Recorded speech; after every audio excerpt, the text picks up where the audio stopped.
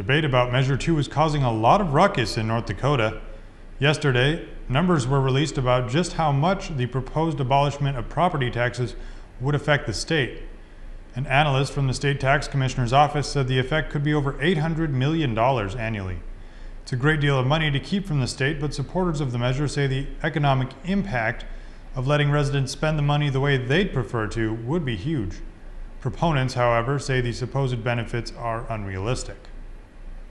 If you've been on First Street in Jamestown this week, you may have noticed demolition crews finally taking down what used to be a storage building for the Vining Oil Company.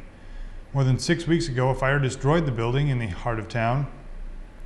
Some parts of the structure will be recycled. Much of the debris will be placed in a special part of the landfill due to its potentially harmful nature. Fuel and hundreds of tires were being stored in the building when it caught fire. Several streets surrounding the area have been blocked off since the blaze and will remain blocked off for the time being. Around 3 a.m. this morning, a pickup collided with a train in Wells County. The owner of the pickup walked away from the incident, far away. Police, fire units, and area responders spent 6 hours looking for the man. He was found unhurt just after 11 this morning near New Rockford. Little information has been released about the crash at this time, as it is still under investigation. Well, Minnesota residents could soon be able to legally light off fireworks if a proposed bill passes. The State House planned to vote this week about a bill allowing aerial and other larger fireworks to be permitted in the state. Right now, sparklers and glowworms are about the only fireworks Minnesota residents can legally use. This bill could affect fireworks vendors in neighboring states like Wisconsin and North Dakota, as they see a fair amount of business from Minnesota residents who don't care for the ban their state has in place. Well, it's time now to see what we have in store weather-wise. Jessica Gulseth is in now to tell us what to expect. Jessica? Thanks, Caleb. Today was nice. It felt a little warmer at times, but we only reached a high of 58 degrees. Tonight, expect a low around 30. Tomorrow, sunny, much like today, with a high just below 60 degrees. Thursday, temperatures just above 60. Friday, a chance of a few sprinkles in the afternoon, increasing to a 50% chance of showers for the night. The rain will carry over into the weekend. Saturday and Sunday, less than a 30% chance of rain and snow. I know it pains me to say so, but it will be nearly 50 degrees and the chances are very low.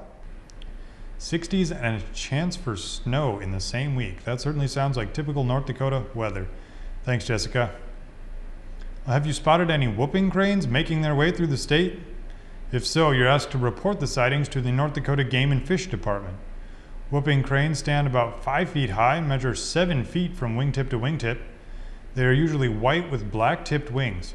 They are generally found flying alone or in small groups. The birds are an endangered species, which is why the Game and Fish Department is trying to keep tabs on them. It's time now to find out what's happening in area sports. Jarann Johnson is in now with what you need to know. Thanks, Caleb. The Jimmy's softball team has been playing very strong lately. The ladies are on a 4-game win streak and host Valley City today at 3 p.m. On the other side of the park, the Jimmy's baseball team will be taking on Dakota Wesleyan. Both teams will be playing in double headers. The Jimmy's softball team is 15-12 this season, and the men's baseball team is 16-11.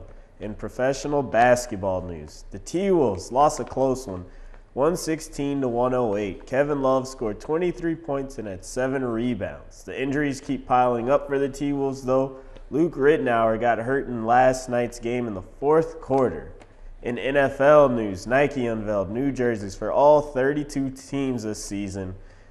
And the biggest change comes to the Seattle Seahawks jersey, which has green, lime green up here, and a new helmet top.